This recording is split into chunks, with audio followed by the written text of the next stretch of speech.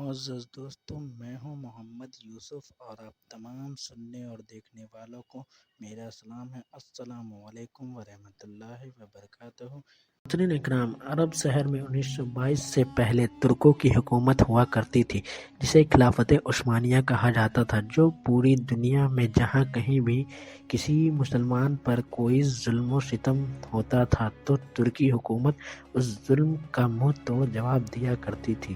امریکہ، Europe, یہ تمام لوگوں کو یہ معلوم تھا کہ جب تک سلطنت عثمانیہ قائم رہے گی، ہم مسلمانوں کا کچھ بھی نہیں بگاڑ سکتے ہیں۔ ان لوگوں کو سب سے زیادہ اگر کسی سے ڈر تھا تو وہ خلافت عثمانیہ تھی، لہٰذا اسی وجہ سے ان لوگوں نے خلافت عثمانیہ کے خلاف سازش شروع کر دی اور خلافت عثمانیہ کو ختم کرنے کے لیے منصوبہ بنانا شروع کر دی۔ لہٰذا ان لوگوں نے ایک شخص کو کھڑا کیا جو دھرم سے کرسچن تھا، لیکن ایسی عربی بولتا تھا کہ کوئی بھی اس کے اوپر شک نہیں کرتا تھا کہ وہ عربی ہے یا غیر عربی۔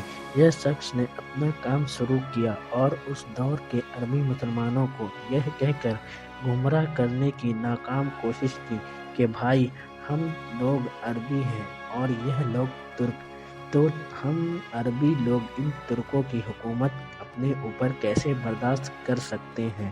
لیکن اس وقت کے سنی مسلمانوں نے اس کی ایک نہ سنی اور وہ ناکام ہو گیا۔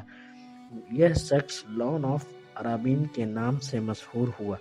اس آدمی کے ناکامی کے بعد امریکہ نے ایک اور شخص کھڑا کیا جس کا نام ہمفرے تھا۔ ہمفرے کی ملاقات ایک سردار ابن سعود سے ہوئی۔ ہمفرے نے ابن سعود کو عرب کا حکمران بنانے کی لالچ دی، جس میں ہمفرے کامیاب ہو گیا۔ اس کے بعد ابن سعود نے اپنی فوج کے ساتھ ترکوں کی خلافت میں بغاوت کر دی اور مکہ مدینہ جیسے پاک شہروں میں خون ریزی شروع ہو گئی اور ابن سعود کے فوجوں نے بے گناہ مسلمانوں کو قتل کر دیا۔ لہٰذا یہ سب دیکھتے ہوئے خلافت عثمانیہ کی طرف سے یہ اعلان ہوا کہ ہم مکہ مدینہ جیسے پاک شہروں میں خون ریزی نہیں دیکھ سکتے، اس لیے ہم عرب کے خلافت عثمانیہ ختم کر رہے ہیں اور اپنے ملک ترکی لوٹ جائیں گے۔ لہٰذا اسی دن سے مسلمانوں کا حجاز شروع ہو گیا اور حجاز مقدس کا نام بدل کر ابن سعود نے اپنے نام کے اوپر رکھ دیا، یعنی سعودیہ عربیہ۔ لہٰذا جنت البقیع اور جنت المعلیٰ میں جو صحابہ کرام اور اہل بیت کی قبریں مبارک تھیں، ان پر بلڈوزر چلا دیا گیا اور ان کے زمین میں ملا دیا گیا، اور حرم شریف میں جتنے بھی بڑے دروازے یا عمارت صحابہ کرام اور اہل بیت کے نام پر تھے، ان کو اپنے خاندان یعنی ابن سعود کے خاندان کے ناموں پر رکھ دیا۔ لہٰذا یہودی اور عیسائی کو بھی عرب شہر میں آنے کی اجازت مل گئی۔ جس عرب کے نام سے یہودی اور عیسائیوں کی بڑی بڑی سلطنتیں گھبراتی تھیں، آج انہی تمام کی کٹھ پتلی سعودی عربیہ بنا ہوا ہے۔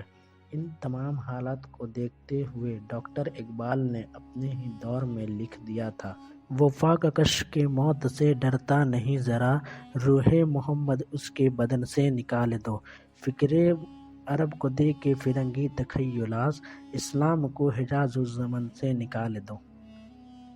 السلام